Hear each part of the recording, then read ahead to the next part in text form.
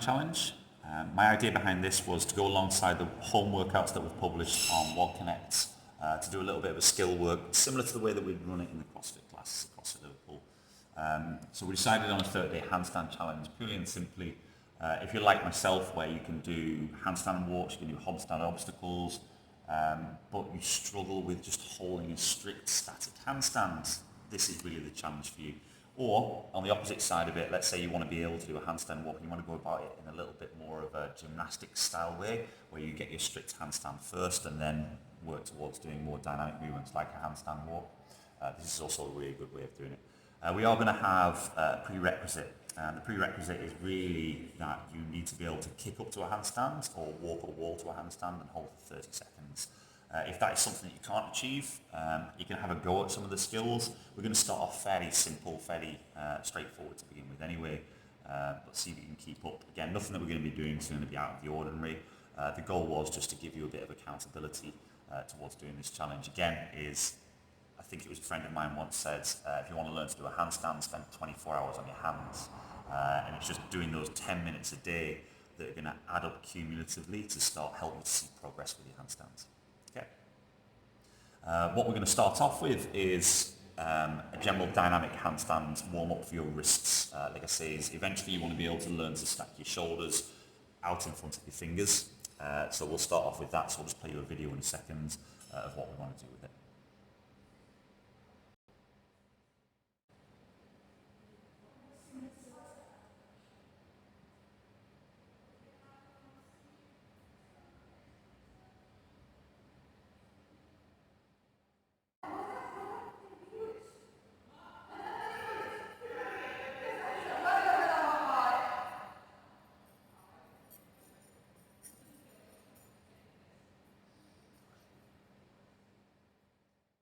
So once you've warmed up your wrists, the next thing that we're going to go through is a buy-in. Similar to what we do in the class, we're going to take 3 different exercises. We're going to put them into a little bit of a circuit, get your heart rates up, get your joints moving. Hopefully it's something you should be able to do in a very small space,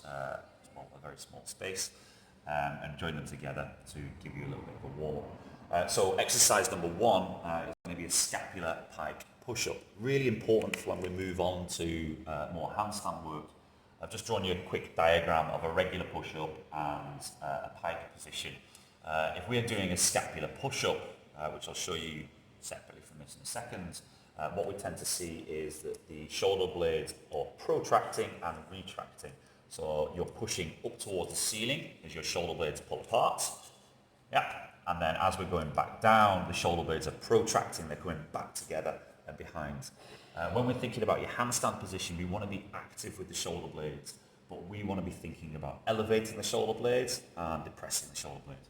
So when we're in this pike position, quite often what we see is people still mimicking this protraction, retraction, and the head is somewhere out here, yeah, and then they're in kind of that sort of position.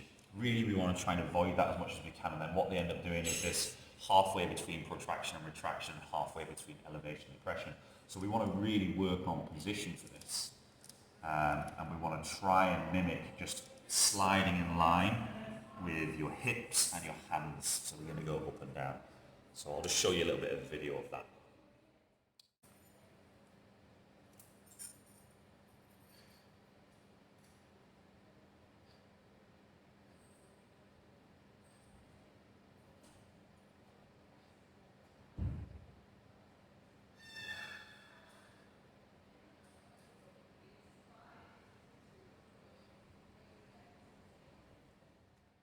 Do 10 repetitions of scapular pike push-ups, and then we're going to go on to just 5 inchworms. The goal in your inchworm really is to work on compression. So if we're looking at compression, we want to try and imagine a nice active strong position. Eventually this would lead to you doing something like a press to handstand, where you're lifting your legs up and behind. The compression is not only the flexibility in your hamstrings and posterior chain to be able to be flexible enough for that position, but it's also the strength, being able to physically pull your thighs towards your chest. Yeah, so think like a toaster bar. You want to be able to be strong enough with your hip flexors and your core to be able to bring that position together. So we're going to do 5 inchworms. Again, we'll show you on the video how you're going to do those.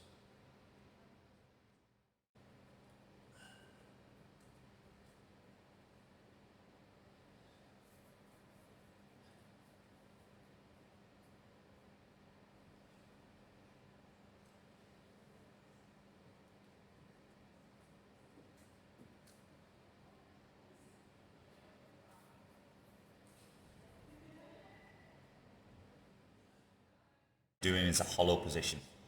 The hollow position, particularly for gymnastics, is going to be really important, not just as a core exercise, but for learning how to connect your body in a nice straight line.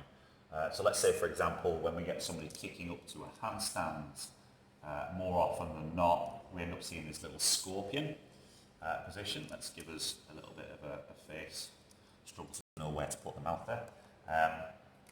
So imagine if we can see a stack of blocks in a scorpion position, we tend to take it out of line a little bit. We're not really going to be looking at an efficient stack. Whereas when we apply the hollow position to the movement, and we see a nice stacking of the body, well, let's do it in an even easier way.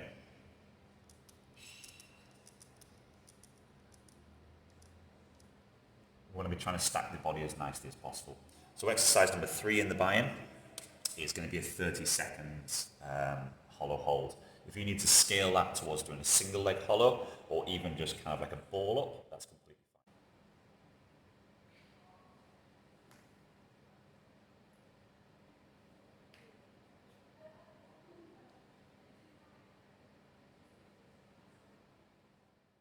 Push-ups, 5 inchworms, 30 second hollow hold. I'll show you at the end. We're putting this whole sequence together, and you can see myself doing the workout, and it wants to be done at a pace that allows you to keep your heart rate fairly elevated, especially if you're restricted with the space that you've got, guys. Again, that should fit quite nicely to being able to do it in a fairly confined environment. Once we've finished the buy-in, we're going to move on to the skill element for the day, and the skill element is going to be done to do crow pose. So crow pose, we think of as a yoga exercise. It's also really good for a handstand position, just for teaching you how to learn to use your fingers. When we say fingers, imagine your hands when you're doing a handstand like feet. Yep. And where you want to put your hand in that handstand is going to depend on your wrist flexibility.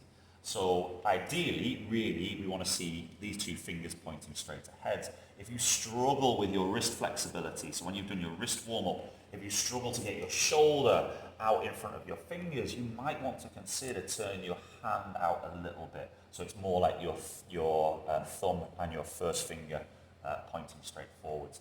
That's going to give you a little bit less control. Yeah. So imagine if we're kind of teaching the hands to be feet. If we're trying to stop ourselves from falling forwards, we're going to push into our toes. Yeah. And if we're falling backwards, we want to learn to push into our palms or our heels. Yeah. So it's the same with the hands. You're going to use your fingers. Second thing is when we're on the floor, we don't really want to be having a flat palm. Yeah. It's going to give you, have a go at it. Try and put your hand on the floor and then push through your fingers. It's not really going to give you much pressure through your fingers. So we want to see generally a little bit of a C shape. There's a few different ways of doing it. When we teach you across at Liverpool, we tend to teach a little C shape that you can push your fingers into the ground to stop you falling too far over. So that's going to be your crow pose. I'll show you a little bit of video in a second of how you can kind of learn to do that. And again, we're going to look for 3 sets of maximum attempts at your crow pose position. It's a little bit uncomfortable with your elbows and your knees. But like I say, you're going to get used to that over a little bit of time.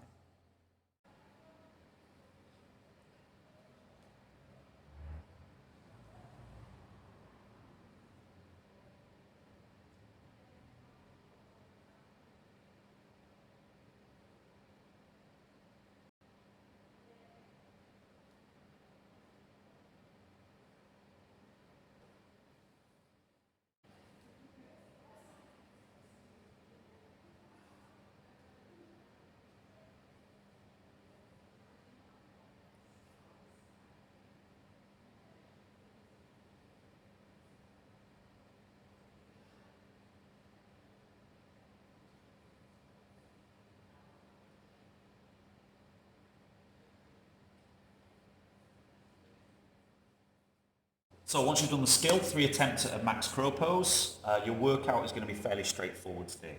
We want you to do 1 wall walk and then go into 10 pike leg lifts. With the wall walk, what we're really looking for is applying what you've learned with your scapular pike push-up to the handstand. So you're going to walk up the wall. Once you're in position, you're going to think about actively shrugging and pushing towards the floor as hard as you can.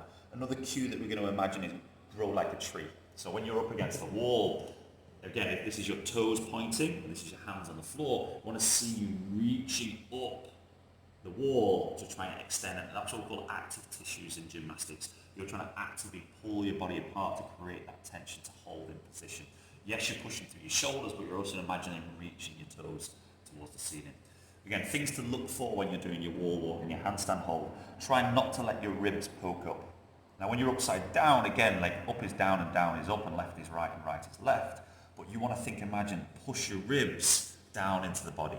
So we're thinking push to the ceiling, pull your ribs down, grow your feet up like a tree. With the pike leg lifts, again, we're just going to be looking for using the hip flexors. We're going to be looking for kind of like strengthening up that compression and strengthening up